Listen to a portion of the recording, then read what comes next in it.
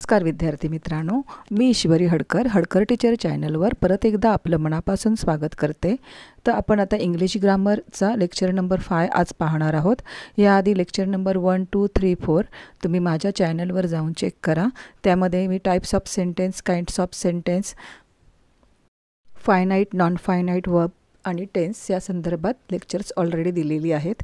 आज आपण lecture number 5 मध्ये डिटरमायनर्स संदर्भात एक इन्फॉर्मेशन घेणार आहोत. तर डिटरमायनर्स म्हणजे काय? Words that comes at the beginnings of the noun. म्हणजे नाऊनच्या आधी जो वर्ड येतो आणि जो नाऊनला स्पेसिफाय करतो, म्हणजे नाऊनबद्दल जे तुम्हाला थोडीशी एक्स्ट्रा इन्फॉर्मेशन देतो त्याला आपण काय म्हणतो? डिटरमिनर्स असं म्हणतो. म्हणजेच आता इथे बघा, डिटरमिनरबद्दल मी थोडी इन्फॉर्मेशन लिहिली आहे. ते आता इंट्रोड्यूस द नाऊन म्हणजे नाऊनचं इंट्रोडक्शन देतो. Determines the noun whether the noun is specific or general. म्हणजे नाऊन हे स्पेसिफिक गोष्टीसाठी वापरले की जनरल वापरले, कुठल्याही एखाद्या सामान्य गोष्टीसाठी वापरलं आहे, ह्याबद्दल आपल्याला डिटरमिनर इन्फॉर्मेशन देतो. आता डिटरमिनरचे जे 4 प्रकार पडतात ते कुठले आहेत ते आपण पाहूया. Determiners divided into 4 types. पहिला आहे articles means a and the. त्याच्यानंतर demonstrative, this, that, those, this. Demonstrative म्हणजे एखादी गोष्ट दाखवणे. धिस म्हणजे इथे आहे, दॅट म्हणजे तिथे आहे, दोज म्हणजे तिकडे, दिस म्हणजे इकडे, अशा प्रकारे डेमॉन्स्ट्रेटिव्ह. त्याच्यानंतर पोझेसिव्ह म्हणजे my, your, here, her, their, एखाद्याचा हक्क दाखवणे. आणि क्वांटिफायर म्हणजे some, few, much, more, little, any म्हणजे एखाद्याची क्वांटिटी दाखवणे, याला क्वांटिटीफायर असं म्हणतात. आता हे जे 4 प्रकार आहेत ते कशा प्रकारे वाक्यात वापरले जातात त्याची आता आपण एक्झाम्पल्स पाहूया. आपला पहिला प्रकार आहे articles determines which noun speakers want to refer. म्हणजे आर्टिकल्समुळे आपल्याला नाऊन कुठल्या प्रकारचं आहे, म्हणजे ते डेफिनेट आहे की इनडेफिनेट आहे, हे माहिती आपल्याला आर्टिकल्समधून मिळतं. मग आणि ॲन हे कशासाठी वापरतात? तर इनडेफिनेट आर्टिकल्ससाठी. आणि द हे पर्टिक्युलर म्हणजे डेफिनेट आर्टिकल्स म्हणून वापरतात. आता इथे बघा, वाक्य घेतलं आहे मी. A book is man's best friend. आहे ना, म्हणजे एक कोणतंही बुक असू शकतं, म्हणजे कोणतंही बुक असू दे, ते एखाद्या माणसाचं काय असतं तर गुड फ्रेंड असतं असं म्हटलं आहे. मग आता इथे हे झालं इनडेफिनेट आर्टिकल जे कोणत्याही एका बुकबद्दल आपल्याला सांगते. पुढे बघा, स्पेसिफिक व्हर्जन ऑफ नाऊनसाठी द वापरतात. The Ramayana is one of the holy books of the Hinduism. म्हणजे द रामायणा म्हणजे हे रामायण हे आहे ना, हे एक स्पेसिफिक बुक झालं. म्हणजे एखादं स्पेसिफिक वस्तू आपण किंवा नाऊन आपण दाखवतो तर त्याच्या आधी द लावतात. आणि कोणतंही जेव्हा असेल तेव्हा आपण काय वापरतो? अ किंवा ॲन. म्हणजे जर नाऊनच्या आधी अँड दी हे वापरलेलं असेल तर त्याला काय म्हणायचं? तर डिटरमिनर्स असं म्हणायचं. तुम्हाला एक्झाममध्ये क्वेश्चन कसा विचारतात? तर आयडेंटिफाय द डिटरमिनर्स. 5वी ते 10वीपर्यंतच्या एक्झामसाठी हा 1 मार्कसाठी प्रश्न विचारू शकतात.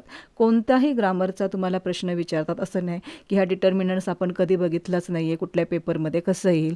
तर ग्रामरमधला कुठलाही पार्ट तुम्हाला हायस्कूल लेवलला 1 मार्कसाठी विचारतात. त्यामुळे सगळ्या प्रकारच्या ग्रामरची जे तुम्हाला पहिलीपासून ते 10वीपर्यंत झालं आहे त्याची तुम्हाला व्यवस्थित रिव्हिजन करायचीच आहे. त्याच्यानंतर बघूया आपण डेमॉन्स्ट्रेटिव्ह डिटरमिनंट्स म्हणजे काय. तर डेमॉन्स्ट्रेटिव्ह म्हणजे एखादी गोष्ट दाखवण्यासाठी जे डिटर्मिनंट वापरलं जातं. मग ते डेमॉन्स्ट्रेटिव्ह डिटर्मिनंट कुठली आहेत? धिस, दॅट, दोज किंवा this. Demonstrative pronouns use to point out something within a sentence. म्हणजे एखादी गोष्ट पॉईंट आउट करायला. Focusing on the action of a noun. I want to go to that movie. That आलं आहे ना इथे आणि त्याच्यानंतर नाऊन आलं आहे. डिटर्मिनंट हे नेहमी नाऊनच्या आधीच येतं. ते अँड दी असू दे किंवा this, that, dose, few, many कुठलंही असू दे, तर नाऊनच्याच आधी असणार, जे नाऊनबद्दल आपल्याला पर्टिक्युलर इन्फॉर्मेशन देतं. दॅट मूवी म्हणजे एखादी जी मूवी आहे तीच मूवी बघायला ते जाणार आहेत. अशा प्रकारे हे मूवीला स्पेसिफाय करतं आहे. म्हणजे दॅट हे कुठल्या प्रकारचं डिटर्मिनंट झालं तर डेमॉन्स्ट्रेटिव्ह डिटर्मिनंट. तुम्हाला 10वीपर्यंत टाईप विचारत नाही, फक्त वाक्यामधलं डिटर्मिनंट सांगा म्हणून विचारतात. मग ते दॅट आणि डिटर्मिनंट असं लिहायचं आहे. जर तुम्हाला प्रकार माहिती असेल तर तुम्ही डेमॉन्स्ट्रेटिव्ह डिटर्मिनंट असं पण देऊ शकता. वाक्य घेतलं आहे मी. Sanjay wanted these boys to go away. बॉयजच्या आधी धीज लागलं आहे ना, म्हणजे ते जे काय आहेत तेवढेच बॉय तिथून जावेत असं संजयला वाटतं. म्हणजे इथे धीज हे काय झालं? डिटर्मिनंट झालं. पुढचा प्रकार बघूया. पोसेसिव्ह डिटर्मिनर म्हणजेच their, my, your, his, her, our, मालकी हक्क, ओनरशिप दाखवणारं जे असतं डिटर्मिनंट नाऊनच्या आधी वापरलेलं त्याला आपण पोसेसिव्ह डिटर्मिनंट असं म्हणतो. Use to show ownership. Where is your pen, पेनच्या आधी इयर लागलं आहे म्हणजे इयर म्हणजे अमुकच व्यक्तीचं झालं ना, मग ते हे डिटर्मिनंट काय दाखवतं तर पोसेसिव्हनेस दाखवतं. It's our secret recipe. Our म्हणजे आमचीच आहे ही सिक्रेट रेसिपी, त्यांची नाही, देअर नाही किंवा आणखी कोणाची नाही, म्हणजे सिक्रेट रेसिपीच्या आधी अर लागलं आहे म्हणजे अर हे पण काय झालं पोसेसिव्ह डिटर्मिनंट झालं. अशा प्रकारे आपण 3 प्रकार बघितले, आर्टिकल, डेमॉन्स्ट्रेटिव्ह आणि पोसेसिव्ह, आणि शेवटचा आहे क्वांटिफायर्स. क्वांटिफायर्स डिटर्मिनंटला कुठले शब्द वापरले जातात?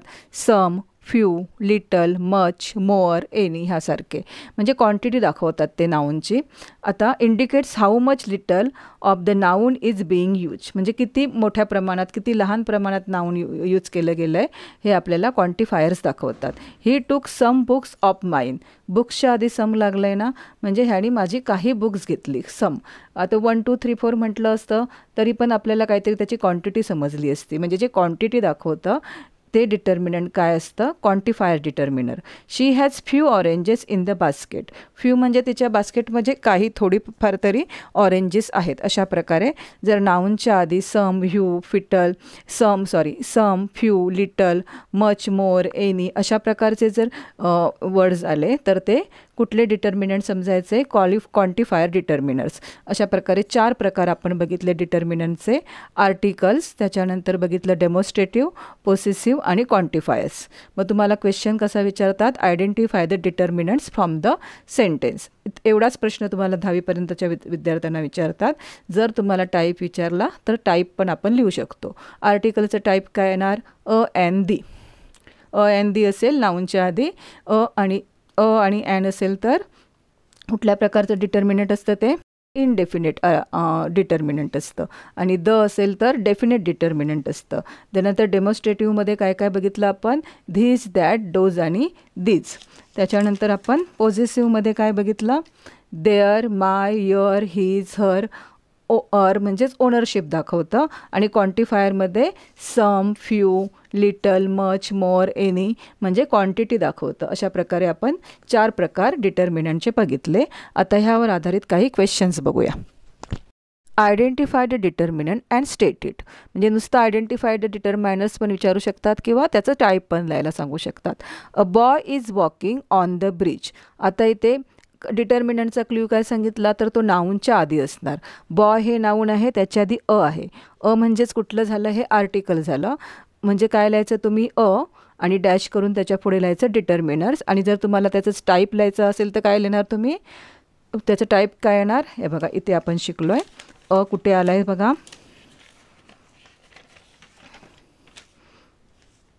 इनडेफिनेट आर्टिकल्समध्ये. म्हणजे टाईप काय लिहिणार तुम्ही त्याचा? Indefinite article. त्याच्यानंतर the boy is walking on the bridge. आता इथे द म्हणजे एक स्पेसिफिक बॉय आहे, माहिती आहे आपल्याला कुठला बॉय आहे तो. कुठलाही बॉय नाही आहे ना तो. इथे अ बॉय होता म्हणजे कुठचा पण एक मुलगा. द बॉय म्हणजे एक पर्टिक्युलर बॉय म्हणजे द हे कुठल्या प्रकारचं आलं? परत आर्टिकलमध्ये आलं, पण कुठल्या प्रकारचं डिटर्मिनंट आलं? ते डेफिनेट डिटर्मिनंट आलं. पुढे this pen is mine. This pen, पेनच्या आधी धीस आला आहे शब्द म्हणजे धीस हा इथे काय झाला? पहिला डिटर्मिनंट झाला. आणि धीस, दोज, दॅट, दीज हे टाईप कुठल्यामध्ये येतात? तर डेमॉन्स्ट्रेटिव्हमध्ये येतात. पुढे that pen is not mine.